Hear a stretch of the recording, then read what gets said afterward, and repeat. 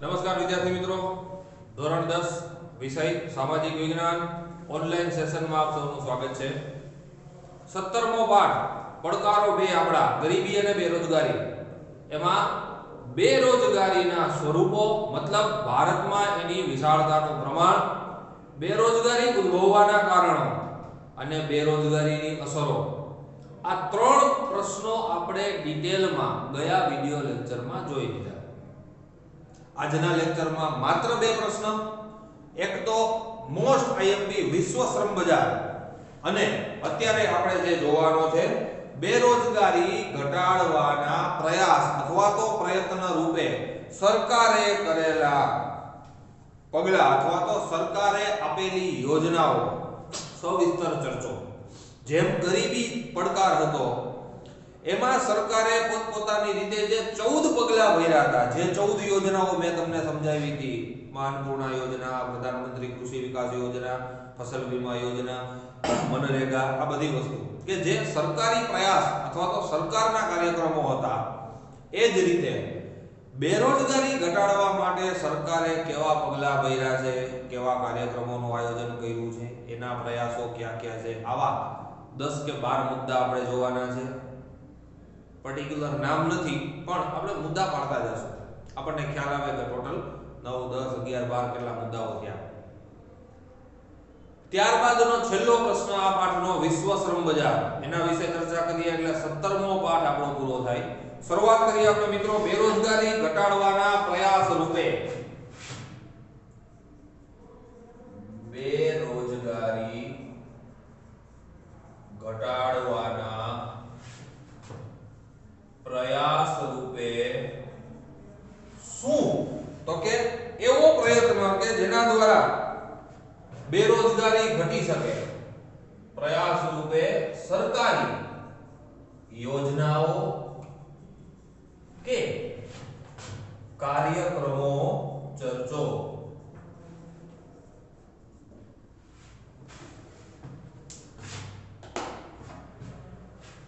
આ કાર્યક્રમમાં મેઇન હેતુ, ઓલા જે ગરીબી નિર્મૂલન કાર્યક્રમમાં મેઇન હેતુ શું હતો તો કે ગરીબી નિવારણ. આનો મેઇન હેતુ શું છે તો કે એવી યોજના અથવા તો એવું કાર્યક્ષેત્ર બનાવવું કે જેના હિસાબે નાનામાં નાના વ્યક્તિને શું મળી શકે તો કે રોજગાર મળી શકે.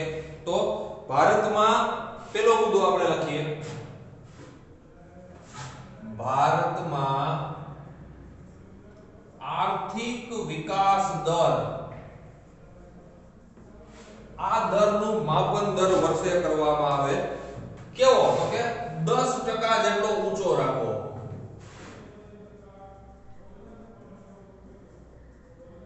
કે જેનાથી સ્વાભાવિક રીતે આર્થિક વિકાસ દર ઊંચો રહેશે, બેરોજગારી ઘટશે, રોજગારીની વિપુલ તકોનું સર્જન થશે, ગરીબી નિર્મૂલન થશે, ઘણા બધા ફાયદા થાય. મતલબ એક એવો લક્ષ્યાંક, એક એવો ગોલ રાખવાનો, ભલે પછી 10% ન થાય તો 9% થાય કે 8.5% થાય કે 8% થાય, પણ ગોલ ઊંચો રાખશું એટલો રોજગારીના ક્ષેત્રો વધારવામાં આપણને શું મળશે તો કે ફાયદો મળશે.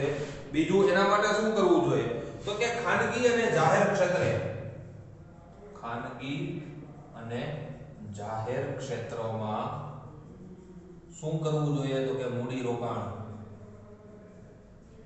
સરકારી અથવા તો પ્રાઇવેટ, દાખલા તરીકે ઓસ્ટિન કંપની છે, રિલાયન્સ છે, એસઆર છે, આવી કંપનીઓ ભલે પ્રાઇવેટ માલિકીની હોય પણ એમાં શું થશે તો કે વિપુલ રોજગારીઓનું સર્જન થશે. મોરબીમાં લાદીના કારખાના, ગ્રેનાઇટના કારખાના, ઓરપેટ અને ઓરેવા જેટલી ઘડિયાળ બનાવવાના કારખાના, આ બધા કારખાનાઓ પ્રાઇવેટ એટલે કે ખાનગી સાહસ જ છે, પણ મૂડી રોકાણ થવાથી સાહસો ધીમે ધીમે મોટું સ્વરૂપ લેતા ગયા. એમાં કામ કરતા જે મજૂરો છે અથવા તો એમાં જે કામ કરતા કારીગરો છે એને શું મળે છે તો કે રોજગારી વિપુલ પ્રમાણમાં મળે છે. બીજું ગૃહ ઉદ્યોગો, લઘુ ઉદ્યોગો અને કુટીર ઉદ્યોગો, આ 3 ઉદ્યોગો એવા છે કે જેના હિસાબે રોજગારી મળી શકે. મતલબ આ 3 ઉદ્યોગોનો ઝડપી અને કેવો તો કે સંતુલિત વિકાસ કરવો. આ વિકાસ કરવાથી અથવા તો સંતુલિત અને ઝડપી વિકાસ કરવાથી એક યા બીજી રીતે ભારતના આર્થિક વિકાસના દરમાં અથવા તો ભારતના અર્થતંત્રમાં ઘણો બધો ઉછાળો આવશે, લોકોને રોજગારીની પૂરતી માત્રામાં તક મળશે, ગૃહ ઉદ્યોગો, લઘુ ઉદ્યોગો અને કુટીર ઉદ્યોગો આ ત્રણનો વિકાસ થવાથી પણ ભારતમાં અલગ અલગ પ્રકારના જેટલા લોકો રહે છે કે જેને રોજગારી પ્રાપ્ત નથી થતી અને રોજગારી પ્રાપ્ત થાય. તો આ આપણો પહેલો મુદ્દો. ત્યારબાદ નંબર 2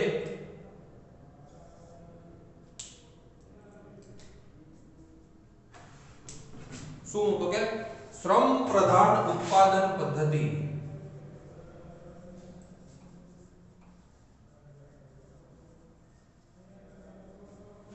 જે ઉત્પાદન મેળવવા માટે શ્રમ કરવો હોય એવા નાના ઉદ્યોગો, ગામડાના ઉદ્યોગો, નાના લઘુ કે ગૃહ ઉદ્યોગો કે કુટીર ઉદ્યોગો, હુનર ઉદ્યોગો, શ્રમ પ્રધાન ઉત્પાદન પદ્ધતિ વાળા લઘુ, ગૃહ, ગ્રામ્ય, હુનર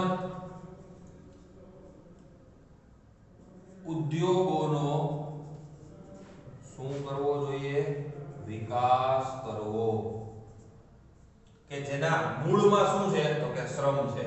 કારણ કે હુનર ઉદ્યોગ ગમે એવો હોય એનો વિકાસ થશે એટલે એની સાથે સંકળાયેલા ઘણા બધા કારીગરોને, ઘણા બધા મજૂરોને, ઘણા બધા લોકોને શું મળશે? રોજગારી પ્રાપ્ત થશે. એટલે શ્રમ પ્રધાન ઉત્પાદન પદ્ધતિ કે જે ઉત્પાદનમાં શ્રમ જે છે એ ખૂબ જ આગળ હોય એવી જગ્યાએ આ વસ્તુ કરવાથી રોજગારીમાં શું થાય?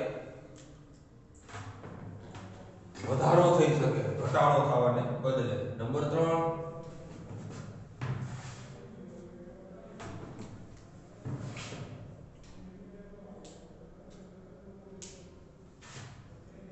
ગ્રામ્ય લેવલે ખેતી વિષયક રોજગારી વધારવી. હવે ગામડામાં વિકાસ કરવા માટે શું હોય તો કે ઓછું મૂડી રોકાણ. તો ઓછી મૂડી રોકાણ ક્યાં હોય તો કે ખેતીમાં.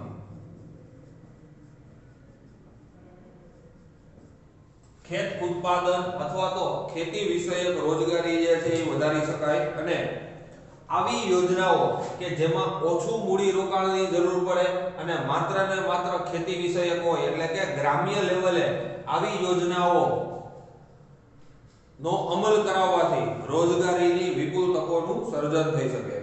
દાખલા તરીકે આમ જોવા જઈએ તો આમાં લખી શકીએ એવું કે એક જમીનમાં એકથી વધુ પાક લઈ શકાય તેવી પદ્ધતિ અપનાવવી. મતલબ જે જમીન ચોમાસાના 4, 6 કે 8 મહિના દરમિયાન જ ઉત્પાદન આપતી હોય એ જમીનમાં કોઈ બીજી ટેકનિક અથવા તો અમુક પદ્ધતિઓ અપનાવી અને 12 માસ એમાં 2 થી 3 પાક લઈ શકીએ આપણે એવું આયોજન કરવું. બીજું ગૌચરની જમીન, પડતર જમીન, તો એના માટે નવી જમીન કૃષિ ક્ષેત્રે ઉપયોગમાં લેવી. સામાજિક વનીકરણ ને ભૂદાન યજ્ઞો દ્વારા અથવા તો ભૂમિહીન ખેડૂતોને આવી જમીન જે છે બંજર જમીન એ આપી અને રોજગાર જે છે એ આપણે વધારી શકીએ. બીજું દરેક ખેતરમાં ખાલી જમીન હોવાથી ફાયદો નથી. શું તો કે સિંચાઈ, વીજળી, પાણી તથા પાયાની જરૂરિયાતો આપવી. માત્ર જમીનથી કઈ ફાયદો ન થાય. કૃષિ ક્ષેત્રમાં એના સિવાય જે કોઈ પણ સિંચાઈ, વીજળી અથવા તો પાણી આવી પાયાની જરૂરિયાતો હોય એ પાયાની જરૂરિયાતો પણ પૂરી થવી જોઈએ. બીજું ગામડામાંથી શહેરોએ જવા માટે થઈ અને શું કરવું તો કે સડક માર્ગ અથવા તો એપ્રોચ રોડ ની સવલત આપવી. કૃષિની સાથે સાથે ગ્રામ્ય લેવલે પશુપાલન, ડેરી, મત્સ્ય, મધ ઉછેર, આ બધા જે વૈકલ્પિક રોજગારો છે એ વૈકલ્પિક રોજગારો ઉપર શું કરવું, ધ્યાન કેન્દ્રિત કરવું કે ખેતીની સાથે સાથે જો આ બધી વસ્તુ કરવામાં આવે તો પણ રોજગારીની તકો જે છે એ ઉત્પન્ન થાય. બીજું તમને ખબર હોય તો ચીકુ, નાળિયેર અને આંબો આ ત્રણ વસ્તુ એવી છે કે જેની આપણે આટલામાં બાગાયતી ખેતી થાય. નાળિયેરના વૃક્ષને એક વખત મોટું કરી લ્યો તમે, બરાબર છે, પછી એમાં વર્ષોના વર્ષો સુધી નાળિયેર આવતું નહીં. આંબા છે એ આંબાને શરૂઆતમાં માવજતની જરૂર પડે, પછી દર વર્ષે એમાં થોડું ઘણું ખાતર પાણી નાખી અને આખા ઘણા બધા વર્ષો સુધી એનું ઉત્પાદન આપણે લઈ શકીએ. સેમ વસ્તુ ચીકુમાં. તો બાગાયતી શાકભાજી, ફળ વગેરે ખેતીને શું કરવી, તો કે પ્રોત્સાહિત કરવી. અત્યારે આમાં ઔષધીય પાક પણ લઈ શકાય. માત્ર ને માત્ર બાગાયતી શાકભાજી, ફળ સિવાય જે કંઈ પણ ઔષધીય પાક હોય એ ઔષધીય પાક પણ આપણે એમાંથી લઈ શકીએ અને એ ખેતી જે છે એને પ્રોત્સાહિત કરી શકીએ. મતલબ શાકભાજીની ખેતી, ફળોની ખેતી, બાગાયતી ખેતી અથવા તો મરઘા ઉછેર કેન્દ્ર, મત્સ્ય ઉછેર કેન્દ્ર, મધમાખી ઉછેર કેન્દ્ર, પશુપાલન, ડેરી, એક જ જમીનમાં અલગ અલગ પ્રકારના પાક વાવી અને ખેતીને આપણે સમૃદ્ધ કરી શકીએ. તો આ ત્રીજા નંબરનો ટોપિક. 3 ટોપિક પૂરા થયા સરકારી યોજનાઓમાં.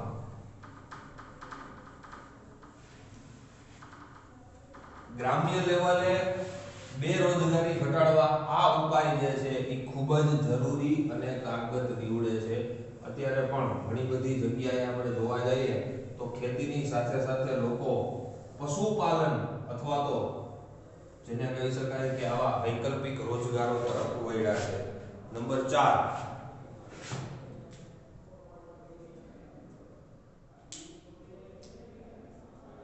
ચોથો ઉપાય તો કે ભાઈ ગ્રામ્ય લેવલે અથવા તો ગ્રામીણ ક્ષેત્રે લોકોને તંદુરસ્તી આપવા અથવા તો ગ્રામ્ય લેવલના લોકોનો તંદુરસ્ત વિકાસ સાધવા શું, તો કે એની જે મૂળભૂત જરૂરિયાત છે, પીવાલાયક ચોખ્ખું પાણી, પૌષ્ટિક અથવા તો પોષણક્ષમ આહાર, જેને આપણે કહી શકીએ કે સગર્ભા સ્ત્રીઓ જે છે એને એટલું પોષણ મળવું જોઈએ કે પોતાનું અને પોતાના ગર્ભમાં રહેલા પોતાના બાળકનું પાલન પોષણ કરી શકે.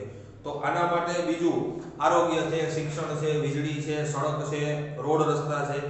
ગ્રામ્ય લેવલે પણ આ બધી સગવડતાઓ મળવી જોઈએ.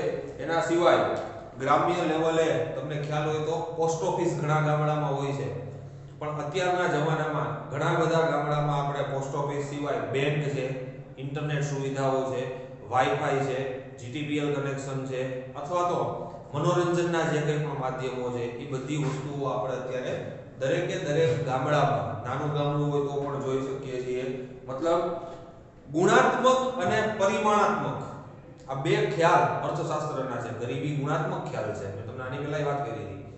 તો વ્યક્તિના જીવનમાં કેવા ફેરફારો આવવા જોઈએ, તો કે પરિમાણાત્મક અને ગુણાત્મક લોકોના જીવન ધોરણમાં પરિણામો આવવા જોઈએ. લોકોના જીવન ધોરણમાં ગુણાત્મક તથા પરિમાણાત્મક ફેરફાર થવા જોઈએ.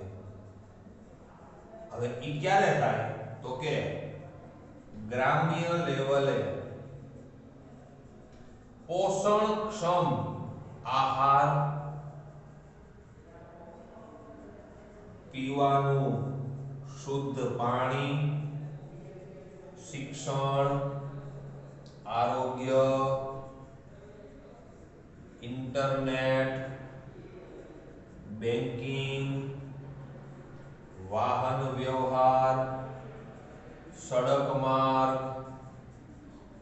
વગેરે, એટલે કે આ બધી વસ્તુ જે છે એ ગ્રામ્ય લેવલે પણ મળતી થઈ જાય તો ગામડાના લોકોમાં કેવું પરિવર્તન જોવા મળે, તો કે પરિમાણાત્મક અને ગુણાત્મક, જે બેરોજગારી ઘટાડવા માટેનો અસરકારક સરકારી કાર્યક્રમ અથવા તો ઉપાય કહી શકીએ. બીજું, 4 નંબર પછી નંબર 5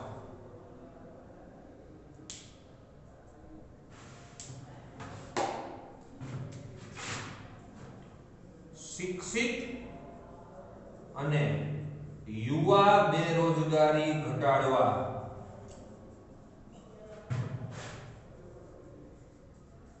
શિક્ષણને અનુરૂપ વ્યવસાયોની ગોઠવણ મતલબ જે વ્યક્તિ શિક્ષિત છે છતાં પણ એને રોજગારી નથી મળતી અથવા તો શિક્ષિત બેરોજગાર છે અને યુવાન પણ છે તો એના ફિલ્ડમાં અથવા તો એની પાસે જે કૌશલ્યો છે એ કૌશલ્યોનો વિકાસ કરી અને એને અનુરૂપ વ્યવસાયો જે છે અથવા શિક્ષણને અનુરૂપ વ્યવસાયોની ગોઠવણ કરી શું આપવું રોજગારી પૂરી પાડવી તો જ યુવાધન જે છે એ ગેરમાર્ગે જતું અટકે અને સારામાં સારો દેશનો વિકાસ થઈ શકે આ 5 પ્રકાર ટૂંકમાં 5 પ્રયત્નો કે જે 5 પ્રયત્નોથી ક્રમશઃ બેરોજગારી જે છે એ ઘટાડી શકાય અને રોજગારી વધારી શકાય પછી નંબર 6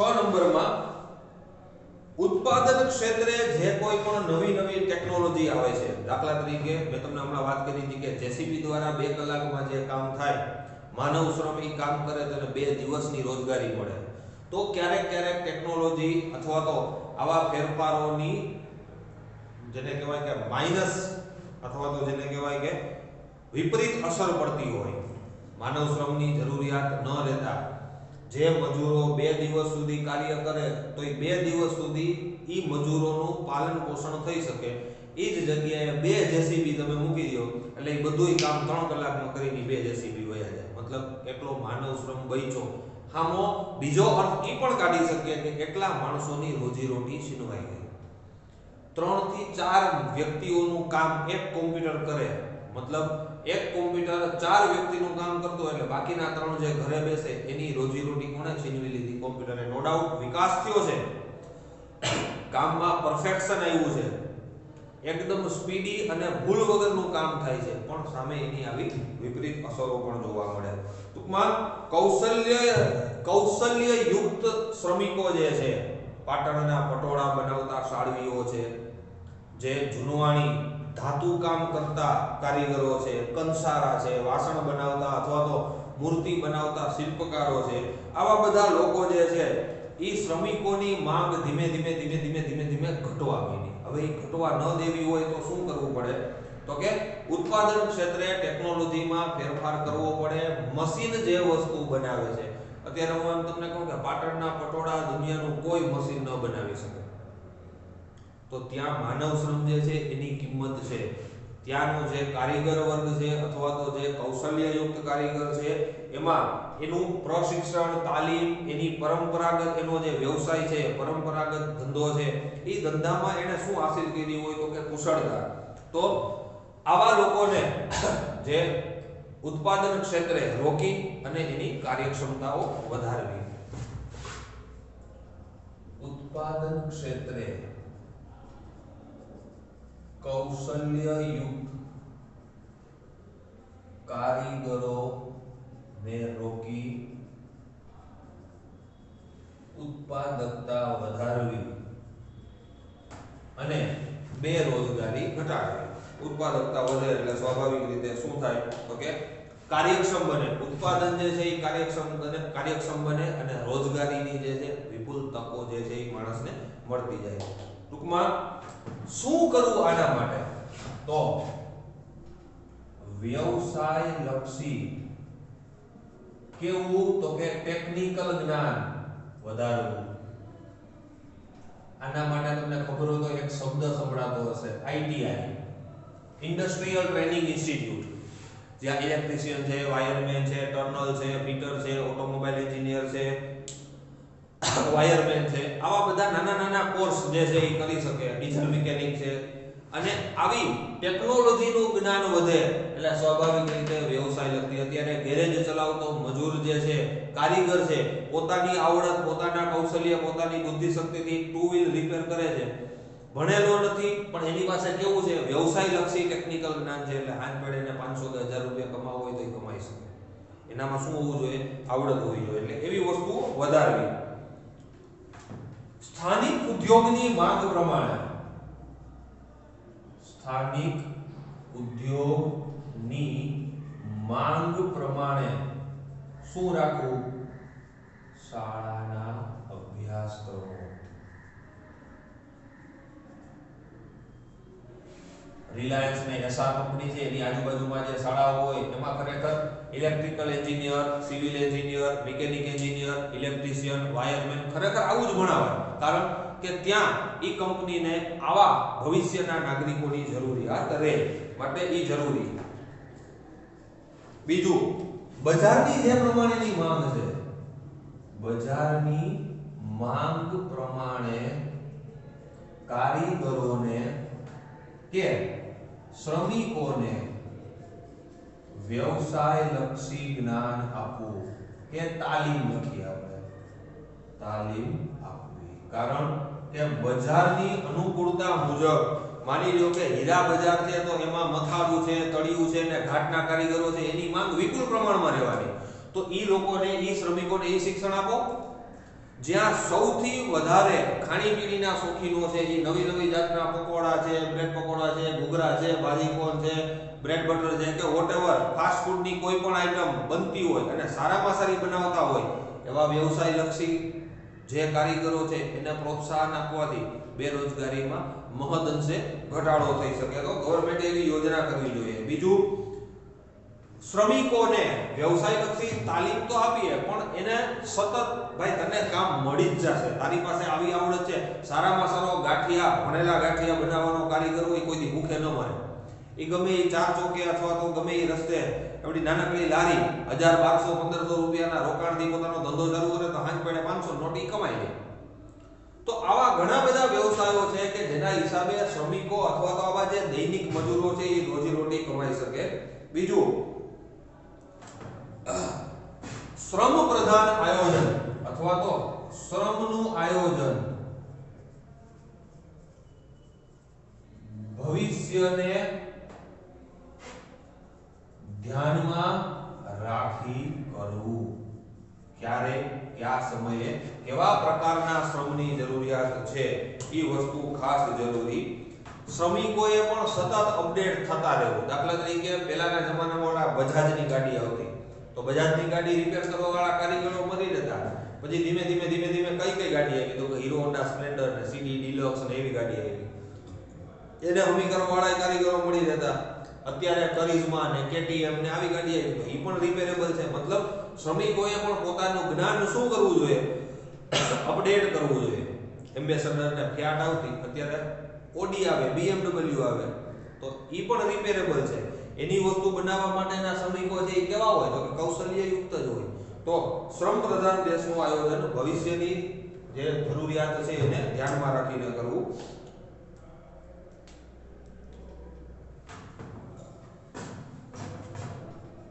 ભારતના શ્રમિકો વિકસિત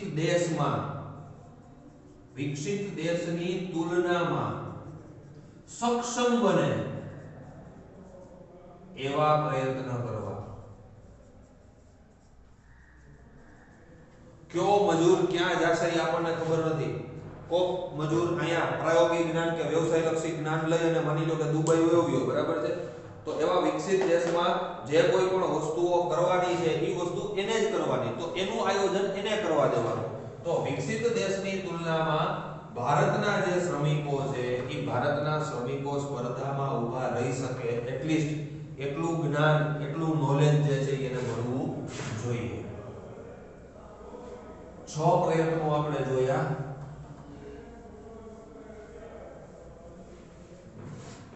સાતમો પ્રયત્ન, make in India, skill India, આવા સ્ટાર્ટઅપ ઇન્ડિયા આપણે આની પહેલા જોયા.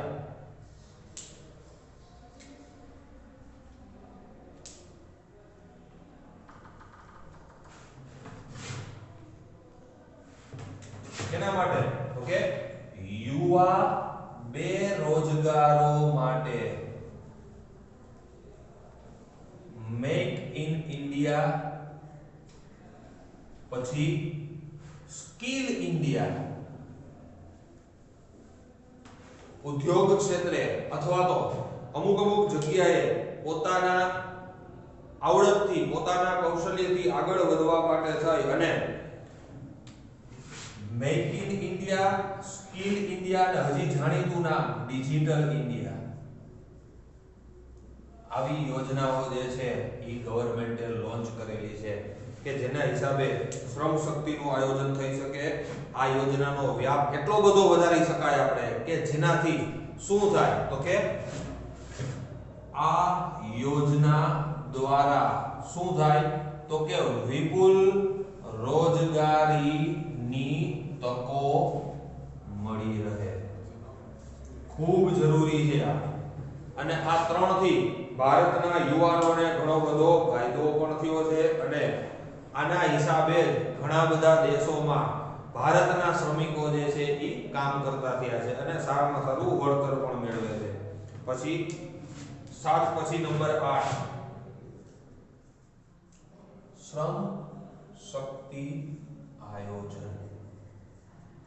શ્રમ શક્તિ હોય પણ જો એનું વ્યવસ્થિત આયોજન આપણી પાસે ન હોય તો એ શ્રમ શક્તિ આપણને કોઈ કામની નથી. રોજગારીના નવા ક્ષેત્રોમાં રોજગારની વિપુલ તકો તો મળે છે બરાબર, પણ જરૂરિયાતની જે તક છે, મેં તમને હમણાં ઇન્ડસ્ટ્રીયલ ટ્રેનિંગ ઇન્સ્ટિટ્યૂટની વાત કરી, એવું 10મા ધોરણ પછી ડિપ્લોમાના કોર્સીસ આવે. ડિપ્લોમા એન્જિનિયરિંગ સિવિલમાં થાય, ઇલેક્ટ્રિકલમાં થાય, ઓલામાં થાય. તો શ્રમ શક્તિ આયોજનમાં પહેલું જરૂરિયાત ધ્યાને લઈ શાળા કોલેજના અભ્યાસક્રમો બનાવવા. કારણ કે જો શાળા કોલેજના અભ્યાસક્રમો રેગ્યુલર નહીં હોય તો ભવિષ્યમાં શું થશે તો કે લાંબા સમયે અથવા તો અમુક સમયે આ શ્રમ શક્તિ જે છે એ નબળી પડતી જાય, બિનજરૂરી વસ્તુ લોકો શીખતા જાય અને જરૂરિયાતની વસ્તુઓથી શું થાય તો કે વિમુખ થતા જાય. એવું ન થાય એના માટે શાળા કોલેજોમાં વ્યવસાયલક્ષી અભ્યાસક્રમો જે છે એ ફરજિયાત દાખલ કરવા જોઈએ. અમે નાના હતા ત્યારે ઉદ્યોગનો એક આખો ચેપ્ટર આવતું, પછી એક વિષય આવતો, એને ઇંગ્લિશમાં તો શું કહેવાય ખબર નહીં, પણ અમે એને સઉકા કહેતા, સમાજ ઉપયોગી ઉત્પાદન કાર્ય. ગાજ બટન બનાવવા ને ખામણા કરવા ને અમુક પ્રકારના કાપડનું કટિંગ કરવું ને ચંપલ જે છે એની સિલાઈ કરવી ને સોય દોરો આપે બરાબર છે, એ શર્ટ કે ટી શર્ટ ફાટી ગયું હોય તો એને ડબલ સિલાઈ કરવી, સિંગલ સિલાઈ કરવી ને આવું ઘણું બધું અમને શીખવાડવામાં આવતું. તો એ એક પ્રકારનો ઉદ્યોગ, હકીકતમાં એ કેવો કાર્યક્રમ કહેવાય તો કે રોજગારલક્ષી કાર્યક્રમ કહી શકાય. પછી આગળ જે કોઈ પણ શ્રમ શક્તિ આજની અથવા તો લાંબા ગાળાની શ્રમ શક્તિ બે પ્રકારની હોય, ટૂંકા અને લાંબા ગાળાની. તો કેવા કોર્સ તો કે લાંબા કે ટૂંકા ગાળાના ડિપ્લોમા કે કેવા સર્ટિફિકેટ કોર્સ. સીવણના ક્લાસીસ થાય, કપડા સીવવા માટે થાય, તો આવા જે ડિપ્લોમા કે એને તાલીમી અભ્યાસક્રમ કહેવાય. તાલીમી અભ્યાસ એમાં કયો આવી જાય ઇન્ડસ્ટ્રીયલ ટ્રેનિંગ ઇન્સ્ટિટ્યૂટ, આઈટીઆઈ પણ આવી જાય. એ પણ એક પ્રકારના તાલીમ આપતો કોર્સ છે. પછી આઈઆઈએમ, આઈઆઈટી, આઈટીઆઈ આ બધા જે છે એ કેવા કોર્સ છે તો કે તાલીમ આપતા કોર્સ કે જેના દ્વારા એક યા બીજી રીતે લાંબા કે ટૂંકા ગાળે ડિપ્લોમા કે ડિગ્રી સર્ટિફિકેટ કોર્સ જે છે એ કરી અને જે તે વ્યક્તિ જે છે એ વિપુલ રોજગારી પ્રાપ્ત કરી શકે. પોતાનું સ્કિલ, પોતાની આવડત, પોતાનું કૌશલ્ય છે એ મુજબ એને શું મળી જાય તો કે વળતર પણ મળી જાય. તો આવા અલગ અલગ પ્રકારના રોજગારી અથવા તો શ્રમ શક્તિના આયોજન કરવા જોઈએ. બીજું મેં તમને આની પહેલા ઓલામાં કીધું હતું સ્ટાર્ટ અપ ઇન્ડિયા. આવી પણ એક નવી ફેસિલિટી શરૂ થઈ. શું થાય તો કે નવા ઉદ્યોગ માટે લોન અને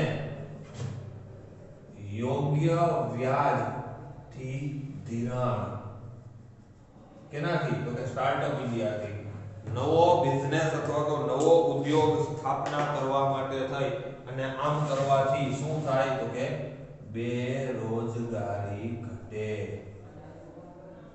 વિપુલ રોજગારી નું સર્જન થાય startup India make in India skill India અને ડિજિટલ ઇન્ડિયા આ બધી યોજનાઓ માત્ર ને માત્ર શું છે તો કે યુવાધન અથવા તો અમુક વર્ગ એવો છે કે જેને રોજગાર પ્રાપ્ત નથી થતો ગવર્નમેન્ટ આવી યોજનાઓ દાખલ કરી અને રોજગારીની જે વિપુલ તકો જે છે એ વિપુલ તકો ઊભી કરે છે અને લોકોને શું થાય છે તો કે રોજગારી પ્રાપ્ત થવામાં ખૂબ જ મદદ મળે છે મતલબ કે ઉત્પાદન અથવા તો શ્રમ શક્તિના આયોજનથી આવી વસ્તુઓ બની શકે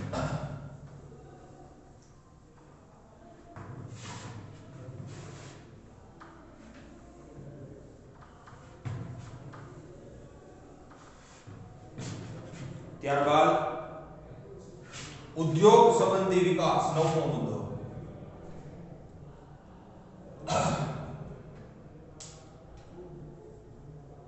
ઉદ્યોગ સંબંધી વિકાસ મતલબ ઉદ્યોગનો વિકાસ થશે અથવા નવા વેપાર ધંધા ઓછા મૂડી રોકાણ કે વધારે મૂડી રોકાણથી નવા વ્યાપાર ધંધાનું સર્જન થાય અથવા તો નવા મૂડી રોકાણથી કોઈ નવો ઉદ્યોગ શરૂ થાય તો એના હિસાબે શું થાય તો કે રોજગારીની વિપુલ તકો પ્રાપ્ત થાય ઓછા કે વધુ મૂડી રોકાણથી ઉદ્યોગોનો વિકાસ અને આ ઉદ્યોગોનો વિકાસ મતલબ નવા વેપાર ઉદ્યોગથી રોજગારીની તકો મળે જૂનાગઢમાં પીવીસી ના પાઇપ બનાવવાનું કારખાનું હોય બરાબર છે પણ જૂનાગઢમાં માની લ્યો કે 2 4 5 6 મહિના પછી જીઆઈડીસી એરિયામાં અથવા તો બાયપાસ ઉપર કે હાઈવે ઉપર 4 વ્હીલના ઓટો સ્પેર પાર્ટ બનાવવાનો એક મોટો ઉદ્યોગ જો કદાચ સ્થપાઈ ગયો એટલે જૂનાગઢની આખી શકલ ફરી જાય કારણ વિપુલ માત્રામાં રોજગારી પ્રાપ્ત થાય ખાલી એક ગિરનારમાં રોપવે થઈ ગયો તો પણ જૂનાગઢની આવક જે છે એ વધી ગઈ ટુરિઝમ પોઈન્ટ છે એટલે શિવરાત્રીના મેળા અથવા તો ડિસેમ્બર મહિનામાં આ સમય દરમિયાન બહારથી પબ્લિક ભવનાથનો મેળો અથવા તો ભવનાથ જોવા જણાવવા માટે સાસણમાં સિંહ જોવા માટે અથવા તો ખંભાલીડા અને ખાપરાકોડિયાની બૌદ્ધ ગુફાઓ અને આ બધું જોવા માટે આવે છે માણસો એ પૈસા વાપરીને જશે મતલબ ટુરિઝમ પોઈન્ટથી પણ ભારતના અલગ અલગ રાજ્યોના અલગ અલગ સ્થળોને ઘણો બધો ફાયદો થાય ઉપરાંત સરકારે શું કર્યું છે તો કે નવા વેપાર ઉદ્યોગ માટે કાચો માલ જમીન યંત્રો સામગ્રી વગેરે ખરીદવા શું કરે છે ઓછા વ્યાજે લોન આપે છે અને એનાથી જ શું થઈ શકે છે તો કે એનો પૂરતો વિકાસ થઈ શકે છે 9 નંબર પછી નંબર 10 એમ્પ્લોયમેન્ટ ન્યૂઝ રોજગાર વિનિમય કચેરી અત્યારે તો આ એમ્પ્લોયમેન્ટ ન્યૂઝ બંધ થઈ ગયું પણ રોજગાર વિનિમય કચેરી અથવા તો રોજગાર વિનિમય કેન્દ્રોમાં તમે તમારું એજ્યુકેશન વ્યવસાય લક્ષી 12મું કોલેજ ડિગ્રી કે એન્જિનિયરિંગ પૂરું કરો એટલે ત્યાં તમારે તમારું નામ નોંધણી કરાવવા જવાનું તમારા સર્ટિફિકેટોની એક ઝેરોક્સ આપવાની જ્યાં પણ આવા વેપાર ધંધામાં તમારી લાયકાત મુજબની નોકરી ખાલી થઈ એટલે તમને ઘરે ટપાલ આવે પેલા મોબાઈલના જમાના નતા તો આવા કેન્દ્રો ઉપર પોતાને અનુકૂળ લાયકાત પોતાને અનુકૂળ કૌશલ્ય મુજબ જે કોઈ પણ કામ મળી રહે એનું રોજગાર વિનિમય કચેરી દ્વારા શું થાય તો કે યુવાનોને નોકરી અને માર્ગદર્શન મળી રહે. આપણે જૂનાગઢમાં પણ રોજગાર વિનિમય કચેરી છે લીમડા ચોકમાં, બરાબર? તો ત્યાં પણ આ બધી વસ્તુ થઈ શકે. શું કરવું જોઈએ? આવી કચેરી પોતાનો વ્યાપ વધારી યોગ્ય રીતે બેરોજગારી ઘટાડવા મદદ કરે. જૂનાગઢમાં માની લ્યો કે યુવાનોના બેરોજગારીનું પ્રમાણ વધારે હોય તો આવી કચેરીઓ દ્વારા એ બધા બેરોજગાર યુવાનોની માહિતી એકત્રિત કરી પોરબંદર છે, ઓખા છે, દ્વારકા છે, વેરાવળ છે, આવા જે મરીન લાઇન્સ અથવા તો કોલ્ડ સ્ટોરેજ અથવા તો મોરબીના ટેક્સટાઇલ આપણે ગ્રેનાઇટ અથવા તો લાદીના બિઝનેસ અથવા સુરતનો ટેક્સટાઇલ બિઝનેસ, દરેકે દરેક જિલ્લામાં પોતાનો વ્યાપ વધારતા જાય. જ્યાં જે લાયકાતની જરૂરિયાત હોય એવા જે બેરોજગારો છે એને બોલાવી અને નોકરી આપી અને સ્વરોજગારી અથવા તો રોજગારી ઉત્પન્ન કરી શકે.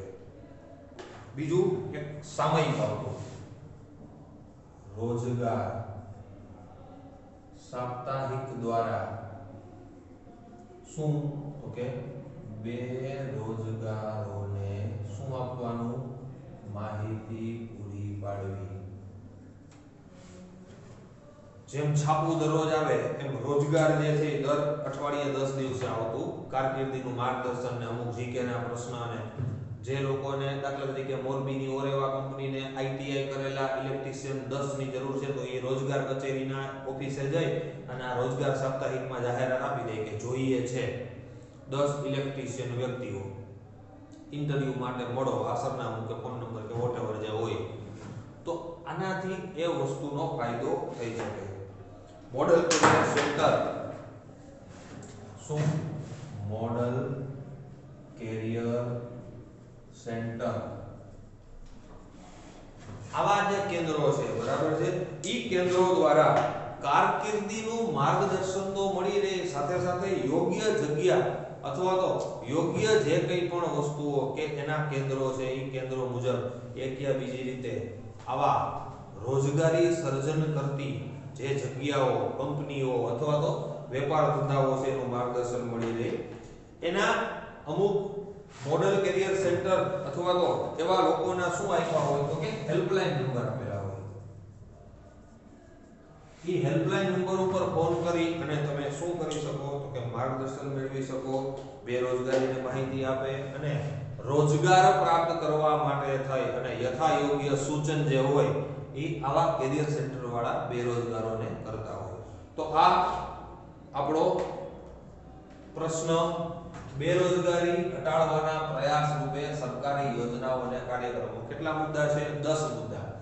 માની લો કે આ પ્રશ્ન 4 માર્કમાં પૂછાય તો તમારે કોઈ પણ 4 કે 5 મુદ્દા 10 મુદ્દાનું લિસ્ટ કરી અને 4 કે 5 મુદ્દા ડિટેલમાં સમજાવી દેવાના, પણ તમને યાદ હોવું જોઈએ. હવે એટલીસ્ટ તમને એટલી ખબર, કારણ કે આવડો મોટો પ્રશ્ન જે આની પહેલા ગરીબી વાળો પ્રશ્ન આપણે જોયો સરકારી પ્રયાસો, તો એના 14 પોઈન્ટ લખવા બેસાય નહીં. એ 14 માંથી આપણને જરૂરી અથવા તો આઈએમપી લાગતા હોય એવા કયા છે તો કે ઈ 10 નું લિસ્ટ બનાવી અને કોઈ પણ 1 કે 2 કે 3 જે છે એ સમજાવી દેવાય. આમાં પણ માત્ર ને માત્ર તમારે ઈ જ કરવાનું છે. 10 પોઈન્ટમાંથી કોઈ પણ 5-7 પોઈન્ટ જે છે શ્રમ શક્તિનું આયોજન છે, રોજગાર વિનિમય કેન્દ્ર છે અથવા તો જે કોઈ પણ તમને યોગ્ય રીતે જે પર્સન્ટેજ અથવા તો પરીક્ષકની સામે આપણી ઇમ્પ્રેશન સારી પડે એ મુજબ આખે આખો પોણા પેજનો એટલે મિનિમમ 10-12 મુદ્દાનો પ્રશ્ન જે છે એ તમારે આમાંથી ફોર્મ કરી લેવાનો. આપણા લેસનનો લાસ્ટ ક્વેશ્ચન શું? આઈએમપી વિશ્વ શ્રમ બજારનો ખ્યાલ સ્પષ્ટ કરો. વિશ્વ શ્રમ બજારનો ખ્યાલ સ્પષ્ટ કરો. હવે પહેલી વસ્તુ, શ્રમ બજાર એટલે શું? શ્રમ એટલે મહેનત. મહેનતનું કોઈ બજાર ન હોય, પણ જે વિશ્વ શ્રમ બજારની સાદી વ્યાખ્યા આપણે ભણીએ તો વિશ્વ વિશ્વના દેશો એવું લખી શકાય, વિશ્વના દેશો પરસ્પર, એટલે કે ઇન્ડિયા વાળો દુબઈ મોકલે, દુબઈ વાળો ભારત મોકલે, શું કરે તો કે પરસ્પર પોતાના શ્રમિકો ની આપ લે કરે, તેને શું કહેવાય? વિશ્વ શ્રમ બજાર. આંતરરાષ્ટ્રીય અને આંતરરાજ્ય બે પ્રકારના શ્રમ બજાર હોય.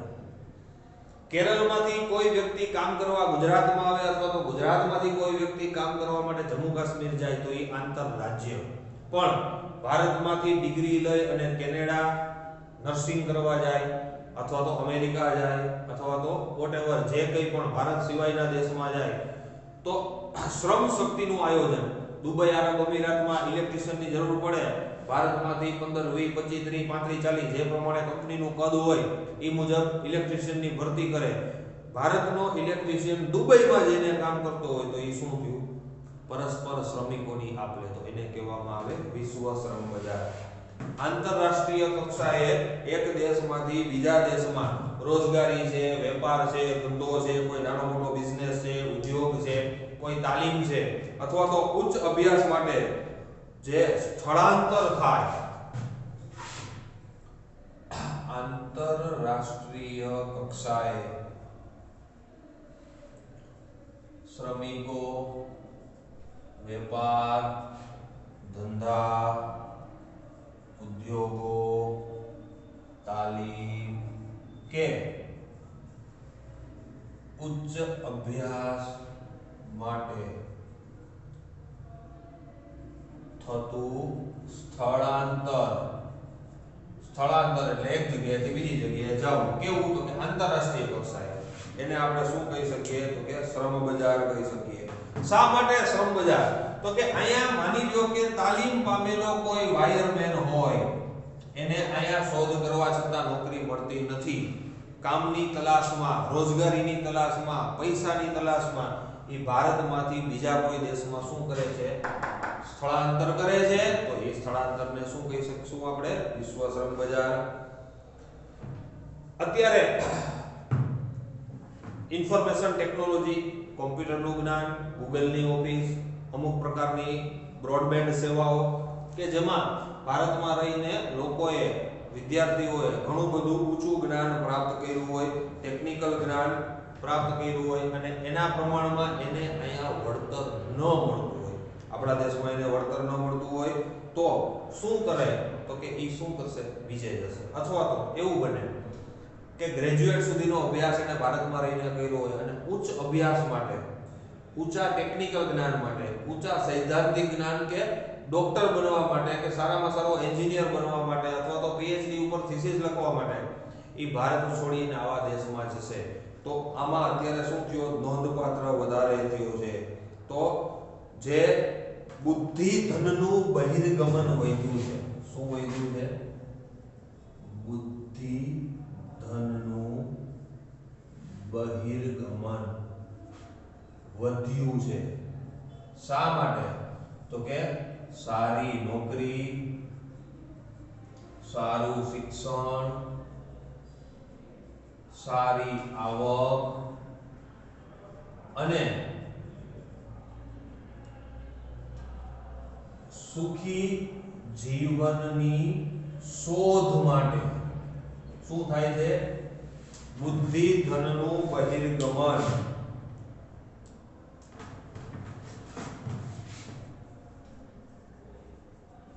બ્રેન ડ્રેન એના માટે અંગ્રેજી શબ્દ છે.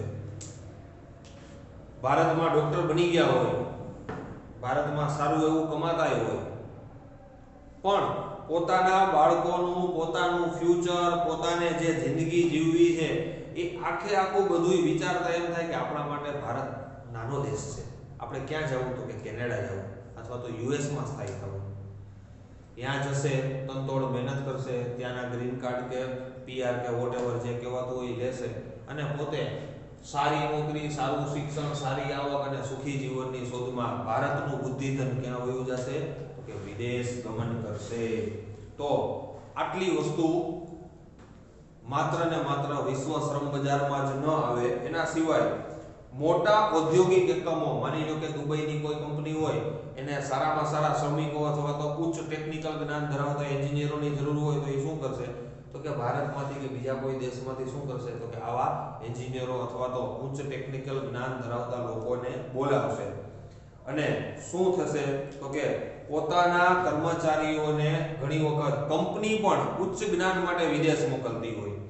રિલાયન્સ કંપની છે, રિલાયન્સ કંપનીમાં એક મશીન એવું છે કે જેનું ઓપરેટિંગ ભારતમાં કોઈને ફાવતું નથી, તો એની પહેલા જે મશીન હતું એની ઉપર જે ઓપરેટર કામ કરતો, એને કંપની પોતાના ખર્ચે ક્યાં મોકલશે? તો કે જાપાન, કે ભાઈ આ મશીનની બધી મરમ્મત શીખી આવજા. પોતાના ખર્ચે ઈ જામનગરની રિલાયન્સનો એક સામાન્ય લગતો ટેકનિશિયન જાપાન જશે, ત્યાં ઈ મશીન જે છે એ રિપેર કરતા કે એના જે કંઈ પણ ફોલ્ટ હશે એ શીખશે અને પછી અહીંયા આવશે. મતલબ ઔદ્યોગિક ક્ષેત્રે પણ શું થાય? ઔદ્યોગિક ક્ષેત્રે પણ સ્થળાંતર થાય. ટેકનિકલ બાબતો અથવા તો ઉચ્ચ લાયકાત ધરાવતા લોકો જે છે, અથવા તો વિદેશના લોકો ભારતના ઉચ્ચ પ્રતિભાશાળી યુવકો, પીએચડી, ડોક્ટરો જે કંઈ પણ છે એને શું કરે છે? તો કે નોકરીની અને નાણાંની લાલચ આપીને પોતાના દેશમાં ખેંચી લે છે. અને ભારતના લોકોને પણ શું જોઈએ છે? સારામાં સારી ડિગ્રી મળી હોય એટલે સારી નોકરી, સારું શિક્ષણ, સારી આવક, સુખી જીવન. આની શોધખોળમાં માણસ પોતાના દેશને છોડી અને વિદેશોમાં સ્થાયી થાય, અને એને શું કહેવામાં આવે? વિશ્વ શ્રમ બજાર. પણ એનાથી એક નુકસાન શું થાય મિત્રો? કે ભારતમાં જ રહેતો વ્યક્તિ, ભારતનો જ એક બાળક કહી શકાય, ભારતનો યુવાન કહી શકાય, કે જેણે ઉચ્ચ ટેકનિકલ જ્ઞાન પ્રાપ્ત કર્યું છે, સારામાં સારી પ્રતિભા છે, અને છતાંય ભારતમાં એની કદર ન થવાથી ક્યાં જાય છે? તો કે ફોરેનમાં જાય છે. અને ભારતમાં આવી બુદ્ધિ પ્રતિભાશાળી જે વ્યક્તિત્વ હોય છે કે જે પોતાનો દેશ છોડી અને બીજા દેશમાં સ્થાયી થાય, તો ભારતમાં તો એની ખોટ કાયમી વર્તાશે. એટલે વિશ્વ શ્રમ બજાર જરૂરી છે, શ્રમિકો માટે જરૂરી છે, ઉચ્ચ અભ્યાસ માટે જરૂરી છે, ટેકનોલોજીમાં કંઈક શીખવા માટે જરૂરી છે, મશીનરી વિશે કંઈ શીખવા માટે જરૂરી છે, પણ રહેવા માટે અથવા તો ભારતમાં જો ભણ્યા હોય અને માત્ર આની લાલચે ઊભું કરો, ભારતમાં એવી વસ્તુ ઊભી કરો, ફોરેન જવાની જરૂર ન રહે. રિલાયન્સના માલિક, એસઆરના માલિક, ટાટા સ્ટીલના માલિક, આ બધા કે ફોરેનમાં ભણ્યા નતા, ભણ્યા હતા ભારતમાં, છતાં પોતાની બુદ્ધિ શક્તિથી એશિયાના ધનાઢ્ય લોકોમાં એના નામ આવે છે. એટલે વિશ્વ શ્રમ બજારની જેવી સારી અસરો છે એવી વિપરીત અસરો છે. કારણ કે આપણે સારામાં સારા પ્રતિભાશાળી ડોક્ટરો, વકીલો, સારામાં સારા સ્પોર્ટ્સમેનો આપણે ખોઈ ચૂક્યા છીએ. એટલે વિશ્વ શ્રમ બજાર શ્રમિકોની દ્રષ્ટિએ 100% સારામાં સારું છે પૈસા કમાવા માટે, પણ જે પ્રતિભાશાળી વ્યક્તિઓ માટે આ ન હોવું જોઈએ. મિત્રો 17મો પાઠ આપણો જે કન્ટિન્યુ હતો એ આ વિશ્વ શ્રમ બજાર છેલ્લા પ્રશ્ન એ પૂરો થયો. ગરીબી અને બેકારીના, બેરોજગારીના સંપૂર્ણ ખ્યાલો આપણે સ્પષ્ટ રીતે સમજી ગયા. આવતા વિડિયો લેક્ચરમાં એક નવા પાઠ સાથે આપણે મળશું. ત્યાં સુધી રજા આપો. નમસ્કાર, ધન્યવાદ.